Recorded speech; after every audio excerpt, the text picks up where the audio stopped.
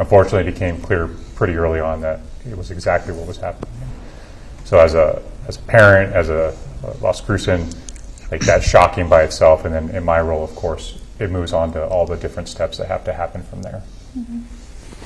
Other than being very difficult to believe that it had occurred, our role was to move as quickly as possible to support law enforcement. Anything that they needed in terms of legal issues, legal questions, search warrants, and arrest warrant. So that was the reaction in terms of being able to be available as quickly as possible in order to support law enforcement's response to the event. Mm-hmm. You know, 59 days earlier, the New Mexico legislators were sent to Santa Fe for a very clear mandate, and that was to do something about crime. And so the significance of this tragic event doesn't go unnoticed. It's because on the final day of a legislative session where we were sent to address crime and didn't do so, we failed to take action. One of the most horrific tragic events happened in Las Cruces, and I think that is quite significant to note. Mm-hmm. I would say for me, as a parent and as someone that deals with children every day, daily, it was shocking. I went to bed early, so I didn't see it until the next morning, and it was pretty big by then. I thought of my children, my grandchildren, and how it can affect them. I think about the responsibility that we have as support people in the schools, and many times we forget that they come to us, and so we just kind of went into action as a mental health group for the district about what we can do to support them. They've been on spring break for 2 weeks, so the students have been away, looking forward to coming back on Monday, maybe a little bit tired, but ready to come back. And so now we knew that we had to be ready for them walking into this. Mm-hmm. So just kind of went into action. Mm-hmm. And Senator, let's talk a little bit about that. Can you talk a little bit more about your collaboration with local authorities to be able to pass laws and legislation? You know, a lot of people on social media and people that we've talked to advocating for change, I mean, how do we make a difference? You know, the failure for the legislator to take action during what we called a public safety legislative session is a mark of failed leadership at the top. This is a tragic event that should have not happened. We went in there with good intentions to address not just the rising crime rate in New Mexico, but very specifically the juvenile crime rate. We have this exponential growth that we're seeing among these young juvenile offenders. And there was a calling from both Democrats and Republicans. We had district attorneys and a number of law enforcement agencies, including our own chief here from Las Cruces, who spent a lot of time in the Roundhouse advocating for change very specifically to juvenile justice reform. I will tell you there was a very important bill that was introduced, the Juvenile Delinquency Act. Not only did legislators refuse to take a vote on that, they refused to give that bill a single hearing. And so on the last day of session, to receive news that there has been a horrific attack committed by youth offenders targeting our youth in Las Cruces, our disappointment as legislators for not making meaningful change just simply turned to anger as a mother and a lawmaker. And I would remind people that we have to demand more of our locally elected officials to take action. We have got to do more in New Mexico to put criminals out of business.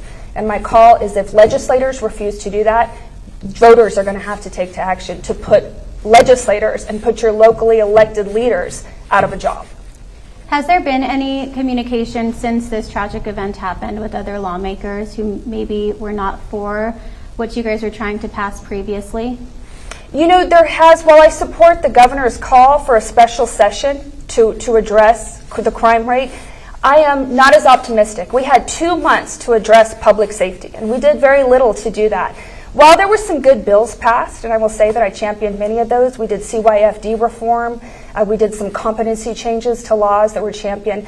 The most meaningful bills, if we're being very direct, were left on the table. Meaningful bills that would have actually addressed crime were left on the table. And so I'm not optimistic that if we go back, we will target exactly where we need to be focused as lawmakers. Yeah. And District Attorney Fernando Macias, can you explain what happens next from the legal standpoint when it comes to the suspects involved? Well, the 4 individuals will be their cases will be before the grand jury tomorrow, and we'll be presenting that. And of course, we're presenting 3 counts of first-degree murder and 3 counts of conspiracy. We hope that the grand jury will agree with the evidence that will be presented to them, and that we'll be going forward with charges along the lines that I've just described. Thank you. And Chief Story, can you talk a little bit about new developments in the case? What can you share? Well, we've obviously worked very closely with the district attorney's office to get to this point, and that's one thing I think that's important to highlight is there's a lot of tragedy and there's a lot of bad in this, but there's also some silver linings to see how closely we worked with our federal partners, our other local partners, but with the district attorney's office to not only arrest those 4 people within about 36, 37 hours, but also make sure that the case is already proceeding to the grand jury. As we get more and more information, we get more videos, we talk to more witnesses, the case gets stronger. And so what I can say is I feel more confident over time about hopefully the ultimate outcome will be a conviction for all 4 people involved. Mm-hmm. And what is your guys' message to the families of the victims? Well, again, as a parent, I can't imagine what they're going through. And to be clear, some of the people that were both killed and injured had absolutely nothing to do with the dispute, which the dispute isn't reason for anyone to be hurt or killed. It's crazy. But a lot of those people that were hurt and some of the people that were killed had nothing to do with even the dispute. Mm-hmm. And so for those parents that are grieving, we grieve with them. I think all of our community grieves with them. And all I can say now is I think we're all committed to finding ways to make Las Cruces better. We can't prevent tragedies all the time. Mm-hmm. Like there's nothing we can do to prevent every tragedy. But I think we want to use this as a reason to move forward and make things better and safer. And we have to do that, otherwise it's in vain. Yeah. And I just want to emphasize that we have all the tools right now to be able to go forward with a successful prosecution.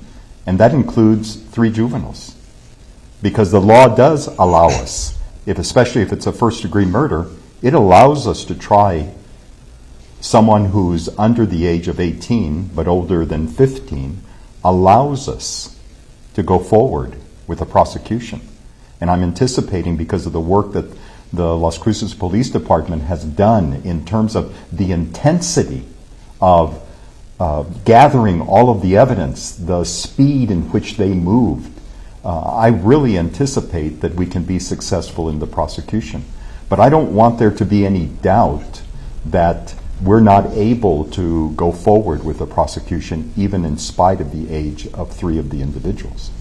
Absolutely. And, one thing top of mind that a lot of people were talking about, and even you, Chief Story, the first press conference that you had, you were very open and honest about clearing the air about a photo on social media that was circulating of a guy carrying an AR-15. Can we talk a little bit about open carry laws in New Mexico and what's allowed, what's not, and then just the look of someone carrying that gun out in the open? I've talked to so many people about how guns were visible at this event at Young Park, and it almost feels like people just had them out like they were a purse, so very visible, obviously a concern. I spoke to one girl that was in high school. She's like, I saw someone lift up their shirt and they had a gun, so I told my friend, we got to get out of here. Can you talk a little bit about that and just open carry laws and that photo in general? A lot of people asking, is there any consequences for something like that? So I'll start with just the fact that the culture at this event and events like it, and amongst our juveniles in general, is the problem. And right now, the access to guns that they have is through illicit means. They're stealing them, and then they're selling them amongst themselves through Telegram and other social media apps. And that's kind of created a situation where there are guns everywhere, but they're not obtaining them, generally speaking, through legal means. New Mexico is an open carry state. There are places where it's restricted, such as banks, federal buildings, schools. And so a park under state law isn't necessarily a prohibited place to possess the firearm. There's a distinction between state law and federal law, so that may not necessarily be true under federal law. But it's not so much that he has a gun, it's the fact of what he's doing with the gun. And if you watch the videos, not just the pictures, he's using it to illuminate the tires, but he's pointing it at multiple people in the process, and nobody even reacts to it because they're just used to seeing that. And that's, I think, the problem. I don't know for sure that it's not unlawful, but at least not under state law. Mm-hmm. Did anyone want to add anything to that? Just the rhetoric, I guess, around guns being that visible. I guess my next question is, what should the parent do? Conversations have to be opened up as well with the parent. Talk to your kids. We hear that often from counselors that we talk to. Did you want to touch on that? Well, and I think that's part of it is that, similar to what he said, is it's sometimes it seems like the students are, and the children are desensitized to it. They see it in music, they see it on social media, and so when they see it in the park at a nighttime event, maybe, those girls, they did the right thing by leaving, but some of them just thought this is part of what comes along with it. And I think it is those conversations. It's in the schools, we do have them for the set amount of time, and so we do what influence we can, but I think so much from the parents and the influence that they have. But we have different programs within, we have very close connections with our SROs in the buildings, but I think just having the conversations and opening up our resources. We did, once all this went into place, we had so many agencies outside reaching out, coming to the schools. They set up triage centers at many of our schools, and so we were ready, but I think it's just letting them know what's going on. We've had parents call since then and say, is there counseling available? We're blessed, all the high schools, that we do have school-based health centers, so we have people in the building that can help, but it's just lots of conversations.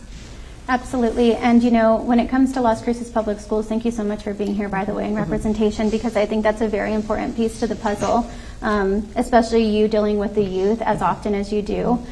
Talk to me a little bit about the metal detectors that are being placed in schools. Do you feel like that could have been a reason why? What is the need for that? Can you elaborate more on that? I know that we have them at our school. I'm at Oregon Mountain High School, and we do have them set up. They're not working. They're not plugged in yet. I know that there's some training and different things that need to get approved, some district policies that need to get looked at so that we ensure fairness to everyone.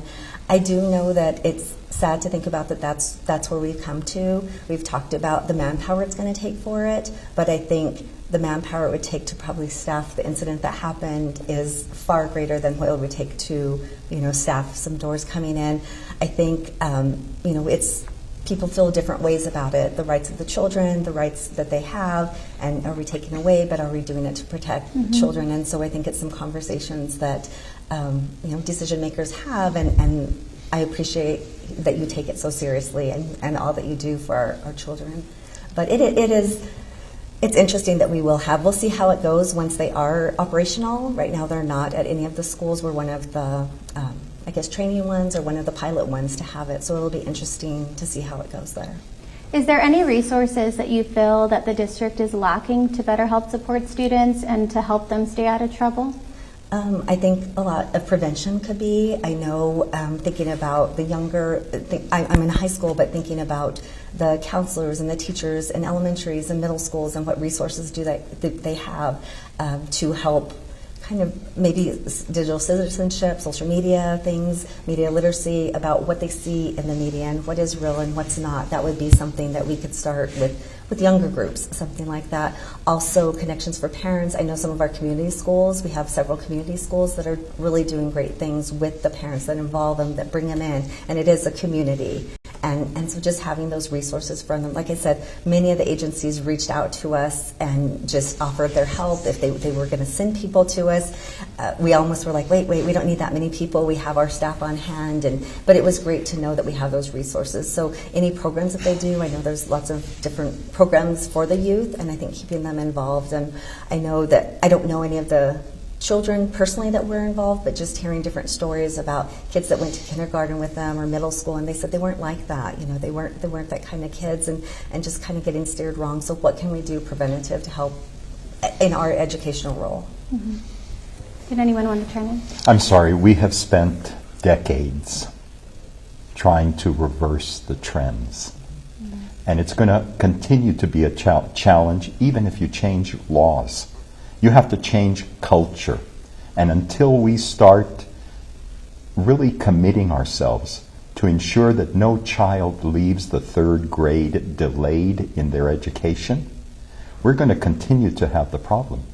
No matter whether you have diversion programs, no matter if you have more effective law enforcement, no matter if you have stronger laws, you're going to be dealing with the same issue, because people in our positions who have served there decades ago were trying to do the same thing. And it hasn't materialized. In fact, in some ways, that kind of violent culture has only expanded over time. And a lot of it is because it's young people that haven't been successful academically, who have been delayed, who don't think they have a good track. We need more work, and we need more employment opportunities for young people. We need to make them see that there's a way to earn money early, cover expenses, help their family. We need a culture change, not so much a let's try to help them now. That's absolutely necessary in terms of not letting the problem get any larger than what it is. But if we're going to reverse the trends, we better be implementing all of these more effective strategies when children across the board, we're talking everybody. That's what intimidates everyone, that the mass of students that we have to be working with is so large, has a cost, but if we don't make that commitment far earlier, we're going to continue to deal with the issue. I wholeheartedly agree with that. I think it's important to remember that there were already laws that were being violated before a single gunfire was shot that night. We have a generation that we are losing to violence because we are failing to hold these youth offenders accountable. These killers didn't become killers overnight. That sort of violence escalates over time. There's a long history in which we failed to intervene on that path that got us here. Human trafficking, aggravated assault, rape. All of these offenses had been committed by many of those suspects long before that there was a triple homicide. I agree with the culture of what happens. That's because we have created in New Mexico a culture of disrespect for law enforcement and complete disregard for laws because there are no meaningful consequences when you do that. And so I will remind everyone that the legislator and the governor sets the tone for that culture. And when the legislator spends more time targeting law enforcement officers, and I say that with advancing the defund the police movement, by removing qualified immunity, by introducing legislation that has presumption of bad faith of our law enforcement officers, and yet spends zero time addressing crime and criminals directly. We're setting the tone that creates that disregard of law enforcement and creates a lawless state in which criminals can flourish. And I would add that I agree with both of you. Thank you, Senator, and thank you, District Attorney Macias. It is what we're looking at. This is reality. What we're faced right now is with reality, and there's crime, and there's an increase of it. And we do need consequences that are harsh and send a message. And that's the reality. The intervention is the community schools and other things that we can do for the intervention to get involved as a community. This is not a police problem. This is not a public safety problem. This is a community problem, and we need to get together and join in. And then we get to the third grade level, then we start the prevention. And so we need public safety immediately, we need intervention, and we need prevention. Absolutely. Thank you guys so much for your insight and your input on that. We really appreciate it. Chief, could you talk a little bit about what your department is up against at the moment? You know, there's been talk on social media as well why weren't the police there earlier at this event? Did you want to talk a little bit about that and just what you all are up against? And then when it comes to what you guys are up against when it comes to juveniles as well? Well, and these issues are not new to us. I mean, we've been dealing with staffing issues for several years, as most departments are, and we can't be everywhere at once. And so it's difficult to be at all these events. It's difficult to be at every call that we need to be at. But there is silver lining still there, and that is we have to fill the positions that we have. So the city has 220 positions for officers. We're about 188 right now that are actually out there working. I have a few that are on long-term military deployments. I need closer to 220. And the other thing is obviously identifying these events ahead of time so that we can structure projects to deal with them. I talked about how hard it is when you have 200 plus people who are already engaging in unlawful acts. You can't send one or two officers to go deal with it. It's unsafe and it's ineffective. And so I have to have 10, 15, 20 officers plus resources like drones and other things ready to go with a plan already in place. And so we have to do a good job of identifying them early through social media and other means and having that ready, because in the moment when I already have no officers available because they're all on calls, it's very hard to deal with something like this. But that's the same thing that really applies to every challenge that we have. Like I said, the good news is we have a large academy right now. We have 33 people left in our pre-academy. And in a year from now, when they're out of the academy, they're off field training, depending on how many make it through, that could change everything for us. And so there is, I think, a light at the end of the tunnel, and we're pursuing other things like laterals. We have the Ranger program, and I think there is hope that things will be different this time next year. And so that as Chief said, there is hope, and we continue to work, and we continue at the local end to support our law enforcement and all the resources that they need, from staffing to innovation and technology. But I can't help but say this over and over. They respond to 150,000 calls a year. We're chasing the same individuals over and over. And that's where the laws have to change, and the consequences have got to be there. Otherwise, we just need more and more officers. If the laws don't change, we're constantly just chasing the same people. Mm-hmm. And Fernando Macias, that's something that you have maintained your commitment to even when you were campaigning. And we've been seeing even the press releases coming in from your office talking about the offenders that you guys are keeping behind bars. Talk to me a little bit about your vision when it comes to handling these repeat offenders. Well, certainly the role of the district attorney's office, and we're working very hand in hand with law enforcement to identify really the worst actors in the community. And no matter where you have an opportunity, it doesn't matter, the charge doesn't have to be a felony. It can be an armed robbery charge, or it can be a domestic violence charge that's a misdemeanor. It can be a DWI. Wherever these individuals are having difficulty, then the goal is to prosecute to the maximum degree the individuals that are repeatedly damaging the community. And there's ways to do that by the communication and the identification and taking advantage to prosecute.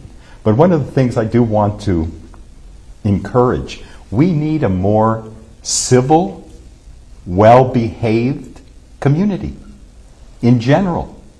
We talk about the juveniles, talk about the parents, talk about the level of domestic violence in the community and people will criticize, well, law enforcement needs to be everywhere. Well, they can't be, but so much of their time is being spent related to domestic violence. So if people were better behaved, if people would select, I know it's simple, a better relationship, you would have less strain, less demand on law enforcement. So in general, we should have higher expectations, not only of our children, we should have much higher expectation of our parents and our own individual conduct in the community, because that's what requires so much resources from law enforcement. Mm-hmm. And let's talk a little bit more about that. During a recent press conference that you held, you guys did show some video of when you guys responded to an event like this in the past and were met with a lot of anger, people throwing stuff at you guys. Can you talk about that rhetoric and just how important it is for parents to talk to their kids about law enforcement and that, they're here to help? Well, now I'll go back even one step further. I think if we look at the issues we're talking about right now, especially with juvenile crime, it comes down to the family and to the parents. And it's rare when we have a kid who's engaged in this type of behavior that has two parents in the house who care. They don't even have to be doing it perfectly. There's exceptions, but the rule is that there's usually one parent in the house or they're in the system, the foster system.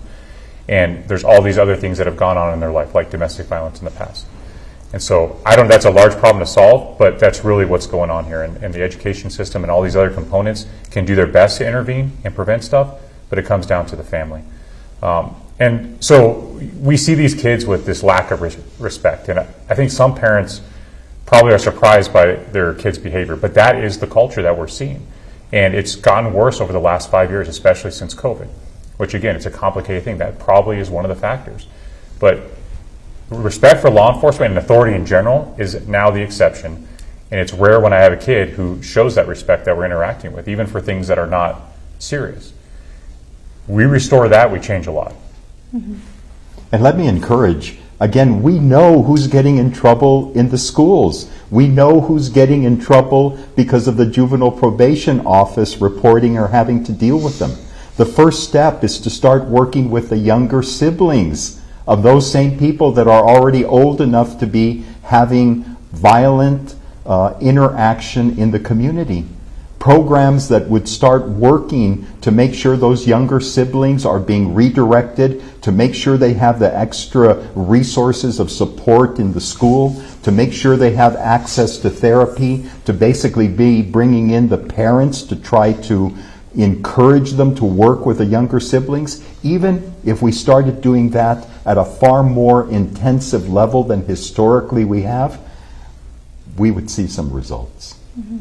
And I think the message too that I've heard from so many people in the community just over the last week and a half talking with individuals, especially parents, older individuals as well, one thing that a lot of them do tell me is that they feel like these kids think that they're untouchable, but in your guys' eyes, they really aren't, because if they're committing a crime, they will be prosecuted, correct? Yes. I think that some of the challenges that the local district attorney's office had was a real dramatic shortage of attorneys, basically holding cases in abeyance, several, probably 1,000 cases waiting to be prosecuted. So when people say that there's nothing that can be done about juvenile crime, forgive me, we are starting to prosecute juveniles as youthful offenders, which potentially could lead to years in custody.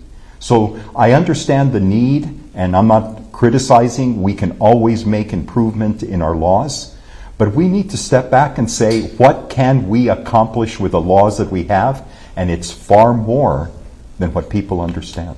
And that is the goal. That will be the consistent goal. And I know working with law enforcement, identifying where we need to intervene, identifying the worst actors in the community, both adult and juvenile, will produce results. Yeah, if I could add to that, there's been breakdowns at every level of the system. And so I do believe that our laws, especially when it comes to juveniles, are a problem. But there's also examples, when we look at one person who's, let's say they've had 15 crimes that they've been charged with as a juvenile. Well, the reason there's been no accountability isn't all our state laws. It's partially because potentially the district attorney's office in the past has had some failures, or law enforcement has had failures where we didn't show up or we didn't provide discovery in a timely manner. And so there has been breakdowns at every level, and I agree that within the framework of the existing laws, we have to do everything we can to have accountability. But the reason we're able to prosecute these kids as adults essentially is because it's first-degree murder. The list of crimes where we can do that is basically that, first-degree murder. And so I think there's definitely tweaks that need to be done. I can give you an example of 10 kids in the past year and a half that our street crimes unit has gotten charged federally as juveniles where there's been accountability. And those are kids who have a very, very long history of violent acts, along with stealing vehicles and breaking into houses and cars. The only thing that actually gets accountability is charging them federally instead of through the state system. And so I do think there definitely is a breakdown in some of our state laws and how those accountability mechanisms work. And then I know we haven't heard from you that much, but I kind of just wanted to question for all of you guys just how important it is for collaboration between all entities to be able to make Las Cruces and Doña Ana a safer place. Right. Well, I think that it's an all problem, right? It's the community, it's law enforcement, it's the district attorney's office. But we can collaborate and make things a lot better, right? It's if you see something, say something, right? Law enforcement doesn't know what they don't know.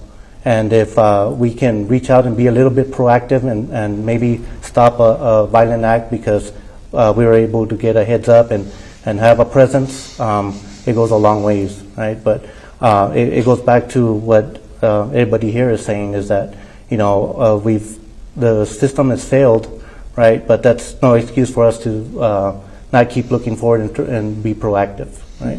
And at the end of the day, we're all from the Las Cruces area, and it's an incident that shocked not only Las Cruces but Doña Ana County, right?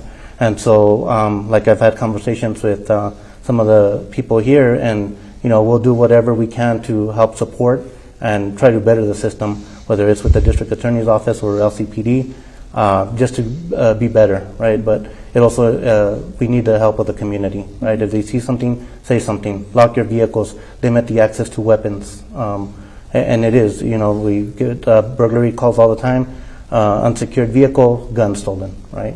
And so if we limit those accesses as a community, then maybe we prevent an incident from happening. Not that it's all going to stop, but prevent an incident here and there, right? And that's the start.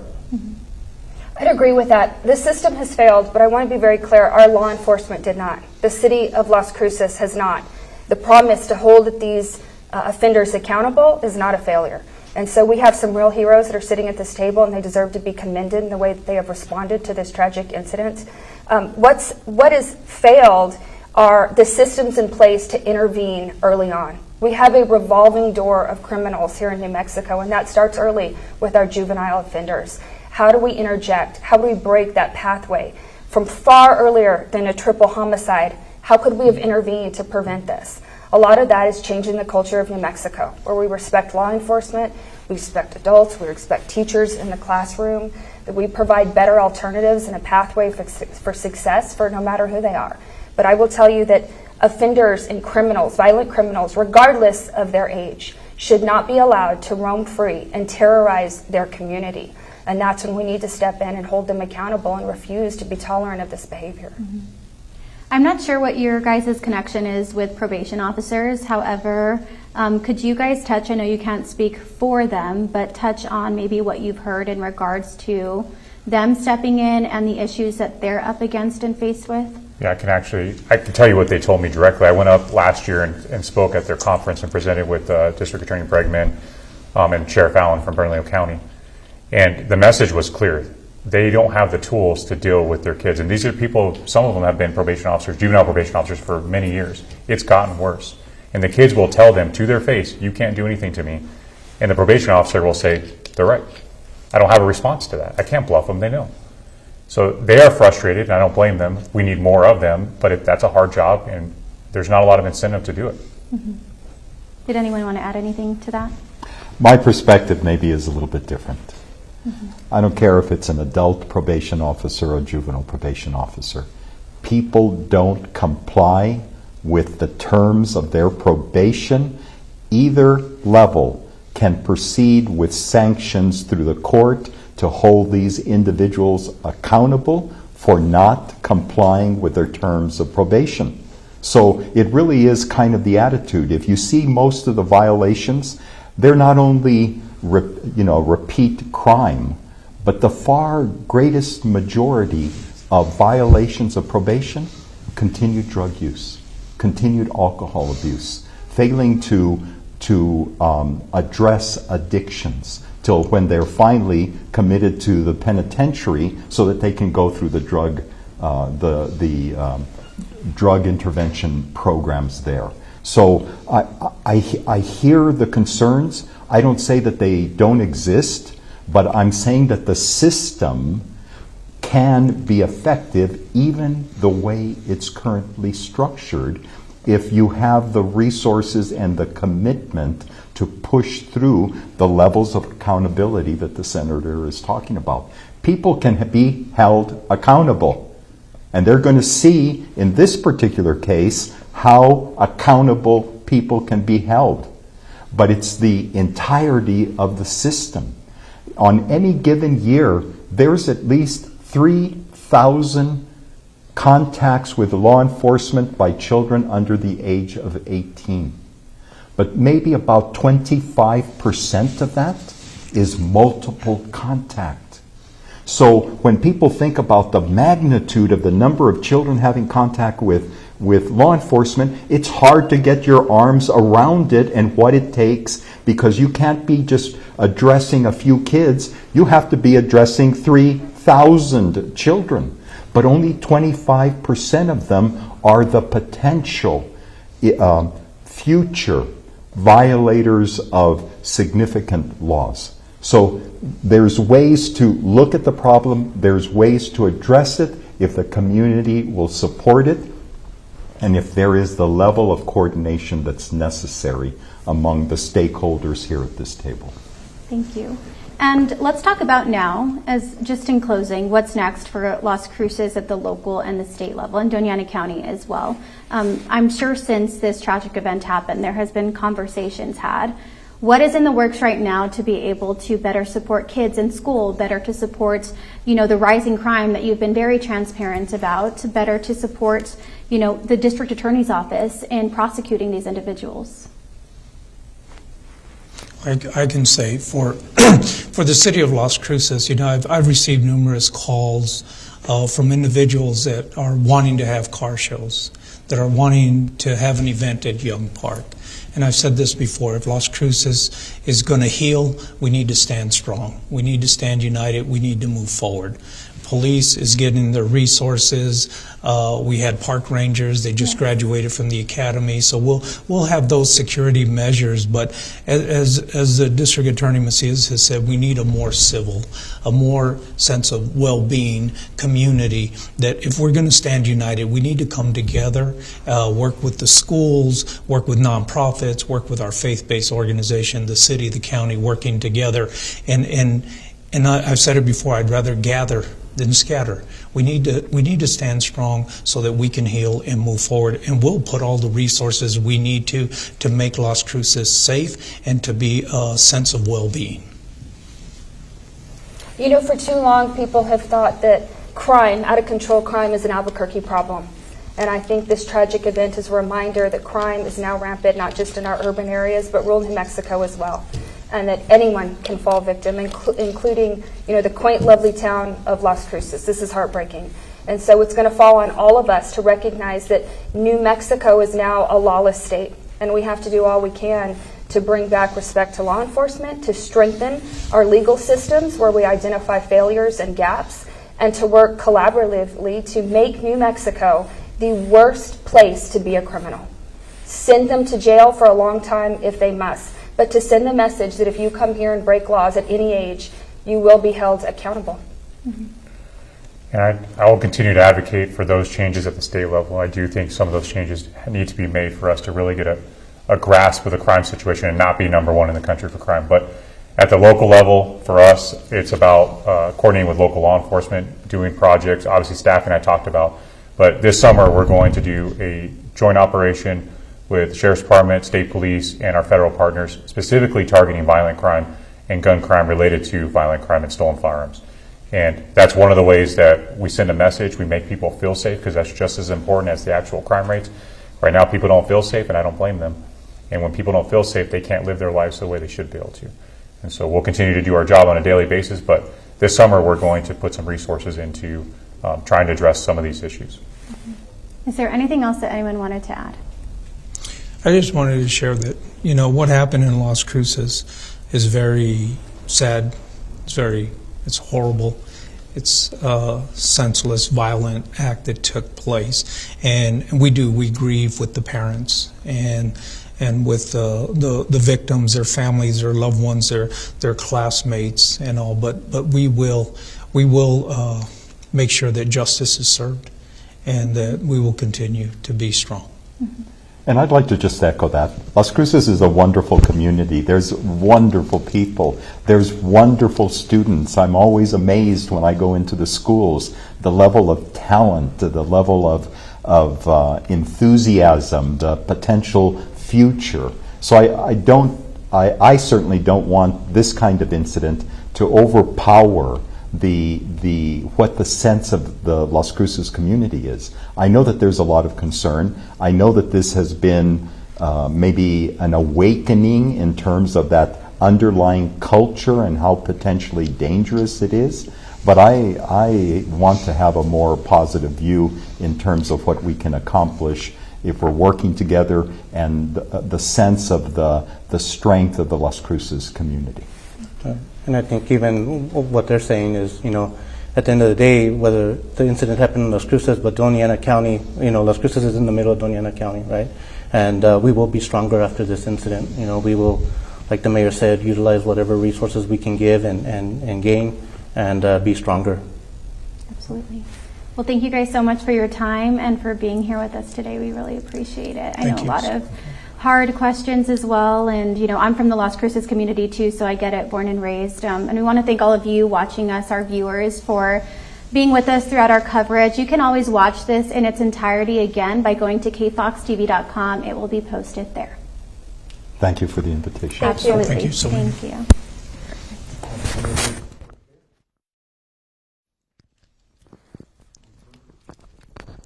We're clear. Awesome.